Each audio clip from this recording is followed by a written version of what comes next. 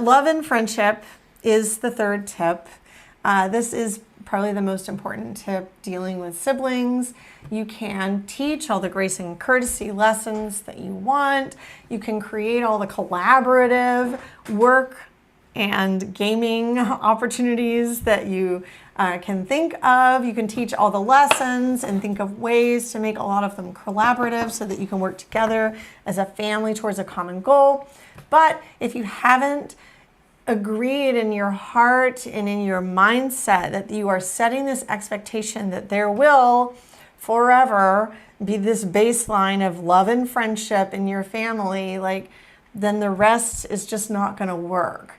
And I know this one is a little bit nebulous. There's lots of practical things you can do with positive discipline. There's lots of practical things you can do with collaborative lessons together and those grace and courtesy. But when it comes to setting the expectations for love and friendship, I want to be really clear that we have had thousands of conversations with our kids where we start the conversation with, you guys are each other's best friends. Yeah, you are always brothers. You'll never not be brothers. And it is a special and unique and precious relationship. And you will rely on each other and need to be able to rely on each other for many, many years to come.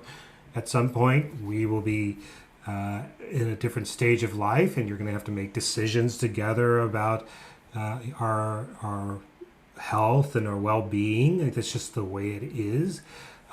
It's a natural course of things, and the foundation you're building today as siblings is what will carry you forward as you go through these many travails in life, including how you handle things like your elderly parents, or when you get a job and you have to move far away, how do you continue to stay in touch with each other? Or if you have kids, how do you bring them together and have cousins together? The things that you will have to navigate in life. You'll have many friends, and hopefully you'll have a loving partner, a spouse that will be with you by your side for the whole of your life as well. You may not always agree with that person, but you will be with them. But your brother is special. Your brother is unique. And you should value that. And setting that expectation from the get-go is vital. I would say it is the paramount obligation. It really will determine everything else. If you want to, I used that, I kind of jokingly was talking about the Roman emperor, but that is actually how it was, right? There are family structures where they intentionally set out to create competitiveness amongst their children, and that's their goal. If that's your goal, then you know how to do that. You create circumstances and stakes where they have to vie for limited resources like love and affection. However, if you don't want to do that, you have to be just as crystal clear that in this house we love each other and we hold each other very close and sacred and dear. And that is especially true for our brothers and sisters. I remember starting this with our oldest when our second was born, actually. In our first introduction, as he met the new baby for the very first time, we were still in the hospital, we introduced him as his new best friend. He's your brother, and he's going to be your brother forever, and he's going to be your friend, your best ever friend forever. And I think it's not that a 3-year-old during such a monumental time can understand the significance of that, but I think that setting it forward from the very first day, this is how it's going to be. Guess what? You're going to be on the same team forever. It's not going to be you and us against the other one, or it's not going to be me and you against him and him. It's going to be the two of you, and the two of us, and we're here to guide and love and support you as a family, that you're in it together, kids. Like, this is your generation. This is your gift to each other. And it's a gift of love and support. And it's something that you can have for the rest of your life. And it's just an amazing gift. And children are obviously not going to feel that all the time or really understand it probably until they're grown up. But I think that setting that expectation, rather than saying, I think we could set an opposite expectation. You know, and some families do. They're like, I have two kids, and maybe they like each other, and maybe they don't, and it doesn't matter. You know, they're two different people. They've got different personalities. Some siblings like each other. Some siblings don't really get along. Do your kids get along? And so we actually have gotten that question a lot, and there's actually been a lot of surprise around our kids when they are in public interacting. Strangers will like be watching our kids, and then they'll come up to us and they'll be like, boy, your kids really get along. That's so great that you have kids that get along, that really like each other. Do they always get along? And we're like, of course they don't always get along. Like, of course they fight sometimes. And secret, their fights can be really, really big. Okay, their conflict can be really, really big. Sure.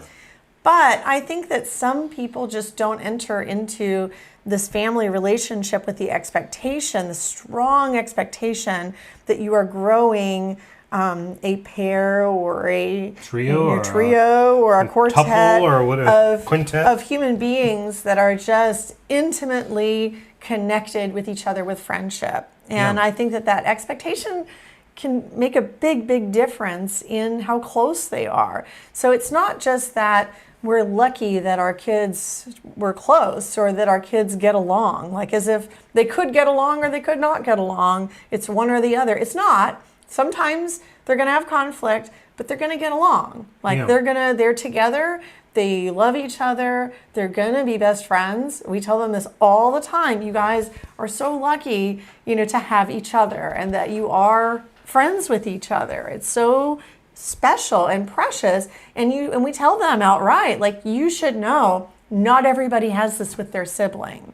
You know, there are a lot of siblings that don't have this relationship, and it's a treasure, you know, and you guys should really work hard to keep it. And we have witnessed over the course of their lives growing up to teenagehood, them understanding that developing that relationship takes work and effort. A lot of work. And it has taken a lot of effort on our part as well to be mediators when there is conflict, and also to allow them to solve some of their own conflicts, as hard as that is. You know, want to solve their problems all the time. Like, we try and play the balance between that. Like, if someone's about to get injured or punch each other, we intervene. But otherwise, if they're just like arguing or disagreeing about it, we tend to try and take a back seat and let them work it out themselves, and then give them suggestions for ways that they might handle it. And the way David and I do this in real life is we do a lot of tag teaming. Fortunately, you know, we have each other. And I know that there are a lot of single parents out there, and hopefully you have someone in your life that you can take a little load off with, you know, and that it could be anyone. It could be a grandma, you know, it doesn't just have to be a married partner, you know, or spouse. It could be somebody else in your life, but it really is helpful to tag team and to take one kid aside and to talk to them about strategies for how they might approach this conflict or this situation, or something that might make a sibling feel better or more prideful or braver. And it just takes a lot of time and work to foster it. But I think that really what it comes down to is that commitment that you are going to raise children who love each other, period. Like, you're not going to raise kids that don't get along. Yeah, and I guess that's the bottom, that for me, that's kind of the underlying point is, I think a lot of it, we don't all set out to create a team of rivals, so to speak, but I think a lot of times if we're not intentionally creating a brotherhood or a siblinghood, that can be one of the consequences. Now again, sibling rivalries are normal. They come even really well-functioning team. Totally, the siblings jealousy will comes. get jealous. They'll fight. Sometimes they may fight big. It happens. But if your expectation as a family, as a parent, is one of love, then and responsibility right. too. Like we tell both of our kids, like it's not the oldest job to protect the younger always. It's a vice versa. Like Totally. they have the responsibility to protect and love each other. That's right. Yeah. Yeah, that's right. And we just make that really clear with them all the time. We have since they were very, very, very little. And if you don't take the time to do that, then I can't guarantee what your results are going to be. But I can say, like, if you take the time and you are committed to it, growing children who have healthy boundaries, who have a good sense of self, and understand what it means to love and be a good friend to another human being, then your chances of raising kids who will be good friends for life are really good.